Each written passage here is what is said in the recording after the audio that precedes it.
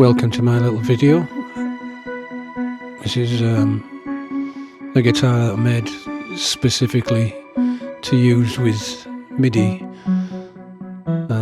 because I planned to use a more varied sound palette with my live gigs, and the MIDI guitar seemed like the best way to do it.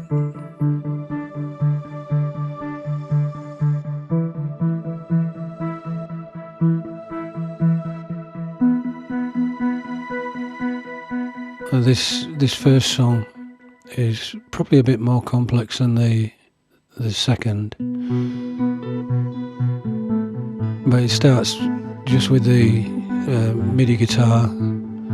So I've got synths and just the humbuckers going through. I've not actually started recording anything yet, and there we are. The recording started at the same time as the drums. Now I've finished recording and it's just looping, and while I'm singing I scroll onto an empty session so that I'm ready to press the record again. So there's already been 3 or 4 buttons pressed, even though it looks like I'm not doing very much, and then I'm preparing to record the next session. And now I'm recording again. While I'm doing that, I've scrolled back to the original clip, so when I finish the chorus I can just press playback again, and the little sequence of chords for the verse will start to play again. The clips are quantized so that they start and stop at the right time and in time. The record for the chorus will automatically stop when I start the verse again. So here it comes. And now I'm not playing the guitar at all, just singing. Made of china, made of glass, I am cool and smooth and curious, I never blink. And while I'm singing the verse, I've scrolled back to the chorus, ready to press play on that again.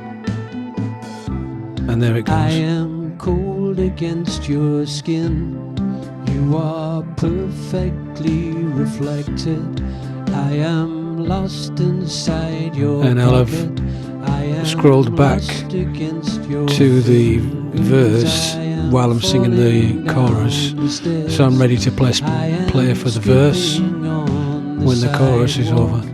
I'm thrown against the sky, I am raining down in pieces, scattering. There's a little bit of a hiccup on the MIDI there. I don't quite know what happened because it went out of tune. Scattering like light.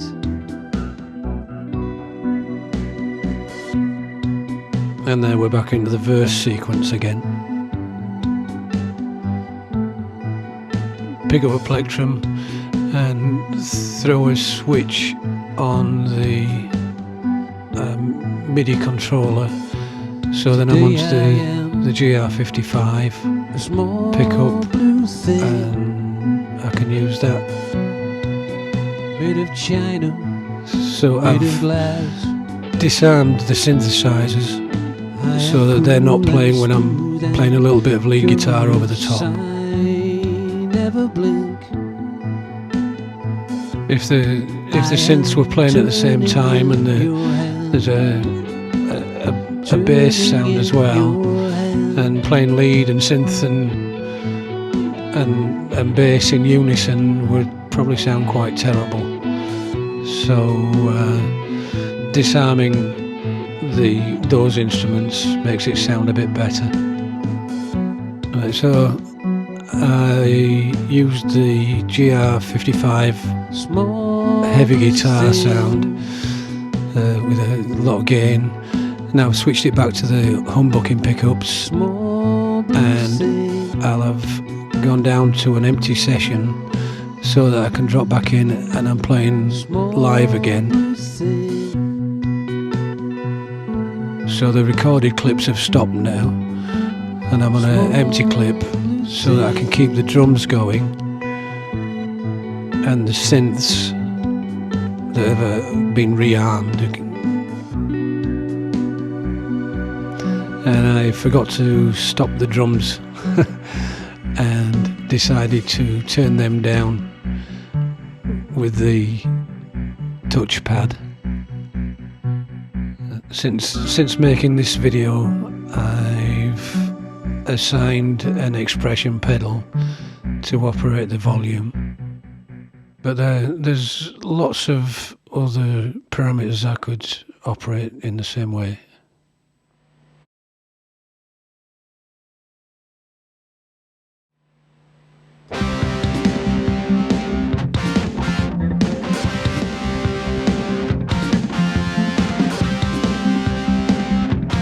This is it's a straightforward. I'm not actually looping anything. It's just a bit of fun. And the only difference between this and the previous track is that there was a kind of stringy sort of pad on the other track, and I've taken that out and just turned up the tempo, so it's exactly the same synths and drums, and this time I'm using a overdrive driven sound with using the humbuckers. The trickiest thing about doing this was the gain stages, because I was doing the video as well, and the levels were different in just about everything. There's so many gain stages. I had to be really careful, and it took an awfully long time. I changed the key on both of the songs so that I didn't have to scream and disturb the neighbours. So they're both fairly tame vocally. When I actually do this for real, start gigging with it, I'm hoping to bring in other musicians, but not necessarily. That will just be a little bit of extra, put some more people on stage, and it gives a bit more presence to a live performance, a bit more action, and doing it live will be a lot simpler than recording it on video, because as I mentioned with the gain stages, I won't have to do that. I won't have to go listen to what's happening on the iPad, because that'll be coming straight out of the PA. The guitar will be going through the Marshall. I've got it running through the effects loop, and doing it that way, I'll be able to get a nice kind of tube sound out of the guitar. So I'm quite looking forward to that. I could also send the bass to a bass amp, and that would separate everything as well. So you get the guitar through the guitar amp, bass through the bass amp, and the synths and vocals through the PA. The work is done beforehand, really. The rest of it's just fun. And the beauty of it as well is that there's so many possibilities for the sound. I've not even scratched the surface yet, and I'm fully aware that I'm just beginning. it's likely to be quite a long journey exploring what the possibilities are. Everything apart from the drums was played live, and I'm quite pleased with the result. It's taken a lot of doing. In actual fact, it looks like it's easy, and I'm sure that there are people who know all this stuff already, but it's taken a lot of time to get all the different bits of hardware and software talking to each other properly and reacting the way that I want them to or expect them to.